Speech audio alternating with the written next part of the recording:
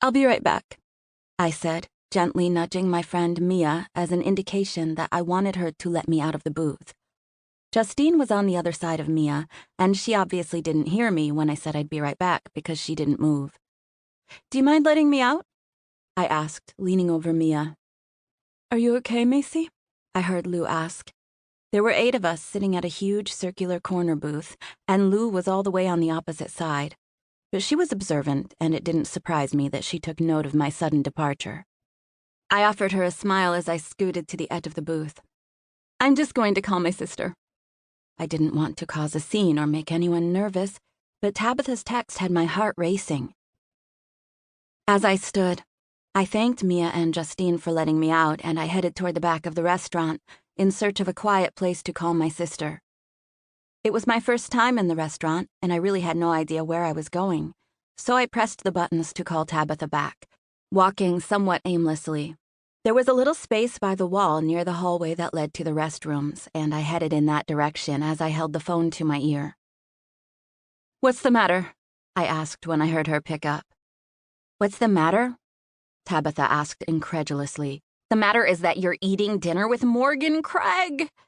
Tab, you texted me 911. I thought something was wrong with Isabel. We're fine. I mean, she's still got the sniffles, but she's fine. You can't text me 911, I said, letting out a sigh of relief. You can't text me that you're eating dinner with Morgan Craig and not expect me to freak out. I sent you that text like 30 minutes ago, I said. Well, I just saw it. I was giving Isabel a bath. Are you seriously eating dinner with him? Ethan Prescott?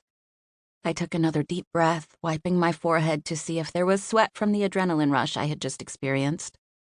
We're almost done with dinner now, I said. I don't know how long we'll stay after that. It's been a crazy night. I'll tell you about it when I get home. Can't you tell me now? She pleaded. I really did think that she or my niece was in trouble when I got that text, so I was still shaken from it. I stared at the tile floor of the restaurant, trying to figure out how long I should stay there or where to begin.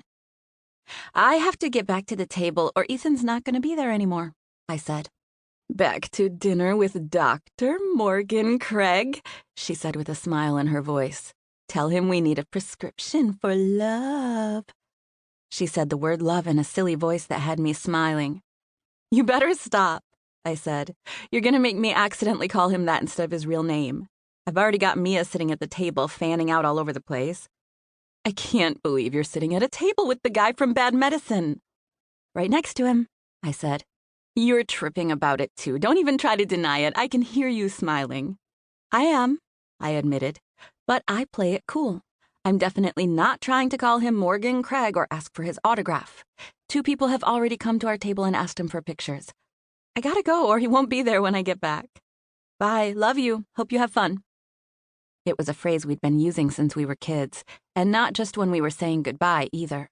It was the thing Tabitha and I said to each other when we were ready to change our current situation, whatever it was.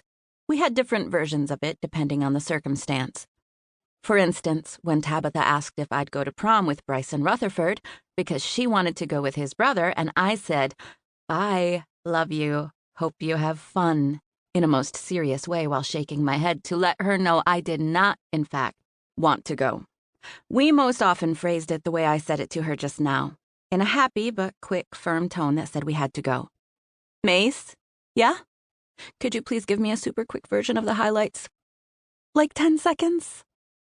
My little sister's voice sounded so hopeful and innocent that I felt compelled to try to oblige her request. I knew it had been a long day for her, and she'd be tortured by curiosity if she had to wait until I got home.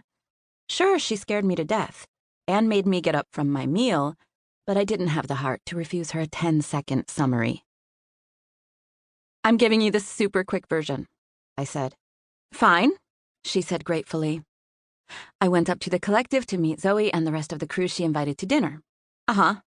This guy, a customer who had the hots for Zoe, came in and started yelling at her about not selling these certain paintings he wanted, and anyway, things escalated, and he ended up spray painting a big stripe across one of her paintings right there in the gallery.